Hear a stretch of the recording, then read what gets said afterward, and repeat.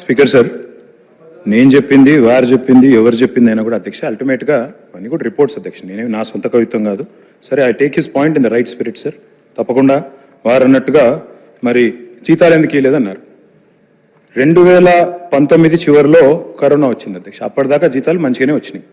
2019 corona వచ్చినాక మేమేమనుకున్నాం అధ్యక్ష, పేదల సంక్షేమం ఆగొద్దు, ఎమ్మెల్యేల జీతాలు ఆగినా పర్వాలేదు, ఎమ్మెల్సీల జీతాలు ఆగినా పర్వాలేదు, మంత్రుల జీతాలు ఆగినా పర్వాలేదు, కానీ రైతులకు రైతు బంధు ఆగద్దు, పేదలకు పెన్షన్లు ఆగద్దు, పేద పిల్లలకు కళ్యాణ లక్ష్మి ఆగద్దు. అట్లా అనుకున్న మందికి ఉద్యోగుల జీతాలు కూడా కొద్దిగా ఆలస్యంగా ఇవ్వచ్చు. కానీ నేను అడుగుతున్నా, ఇవాళ ఉద్యోగులందరికీ జీతాలు పడుతున్నాయి ఫస్ట్కు. ఇట్లా అబద్ధాలు చెప్పొచ్చా? ఇవాళ నేను చూపెడతాను అధ్యక్ష, నాకు మొత్తం పేపర్ కటింగ్లు ఉన్నాయి, మొత్తం మంత్రి గారికి పంపుతాను. ఇవాళ మొత్తం కాంట్రాక్ట్ అవుట్ సోర్సింగ్ ఉద్యోగులు 8 నెలలుగా జీతాలు లేని వాళ్ళు ఒక్కరు కాదు అధ్యక్ష, రాష్ట్రంలో లక్షల మంది ఉన్నారు. వాస్తవాలు వారికి కూడా తెలుసు అధ్యక్ష. చెబితే అధ్యక్ష ఇంకా చాలా ఉంది, నేను విమర్శ చేయట్లేదు.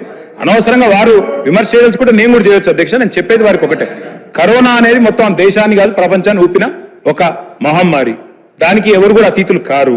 సరే, మంత్రి గారికి నేను చెప్పేది ఏమంటే అధ్యక్ష, ఆనాడు 2014లో అధ్యక్ష మన ప్రయాణం ప్రారంభమైనప్పుడు 4.5 లక్షల కోట్లు మన జిఎస్డి. ఈరోజు ఎంత అధ్యక్ష? 16 లక్షల కోట్లు. మేము దిగిపోయే నాడు 14.5 లక్షల కోట్లు. సంపద పెరిగిందా తగ్గిందా రాష్ట్రానికి? ఆనాడు అధ్యక్ష మరి మన తలసరి ఆదాయం రాష్ట్రానికి 1,12,162 రూపాయలు 2014లో. మరి 2023-24 నాటికి ఎంతకు పెరిగింది అధ్యక్ష? మీకు అప్పచెప్పినాడు 3,56,000తో దేశంలోనే నెంబర్ 1 పర్ క్యాపిటల్ ఇన్కమ్ లో తెలంగాణ. ఇది వాస్తవం కాదా? మరి ఇంత మంచి రాష్ట్రాన్ని, సిరి సంపదలు గల రాష్ట్రాన్ని దివాలా అనడానికి నోరెట్లు వస్తుందండి? నాకు అర్థం కాదు.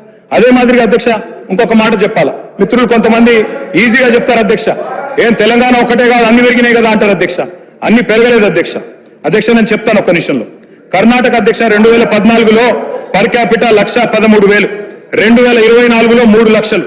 అదేవిధంగా అధ్యక్ష రాజస్థాన్ 70,000 2014లో, 2024లో 1,68,000. రెండు కూడా కాంగ్రెస్ పాలిత రాష్ట్రాలు కాబట్టి చెప్తా ఉన్నా. దేశం మొత్తం చూస్తే పెరిగింది 112% తలసరి ఆదాయం. రాజస్థాన్ లో 140, కర్ణాటకలో 194, కానీ తెలంగాణలో 318%. ఇది మన గర్వకారణం కాదా అధ్యక్ష? ఇవాళ దేశంలో నెంబర్ 1గా సిక్కిం, గోవా తర్వాత చిన్న రాష్ట్రాల తర్వాత తలసరి ఆదాయంలో మనం ఉంటే దానికి కూడా ఒప్పుకోకపోతే ఎట్లా? అదేవిధంగా అధ్యక్ష నేను మొన్న చెప్పాను, చెన్నైలో కూడా చెప్పాను డిలిమిటేషన్ మీటింగ్ లో, 2.8% ఉన్న తెలంగాణ ఇవాళ భారతదేశంలో 5% జీడిపి కాంట్రిబ్యూట్ చేస్తున్నది. వచ్చినాడు తెలంగాణ రాష్ట్రం ఏర్పడ్డ నాడు మన contribution 4% to the nation. Today we're contributing 5.1%. ఇది మన గర్వకారణం కాదా? మరి నిజంగానే మీరు అన్నట్టు దివాలా తీస్తే అది తగ్గుతుందా పెరుగుతుందా?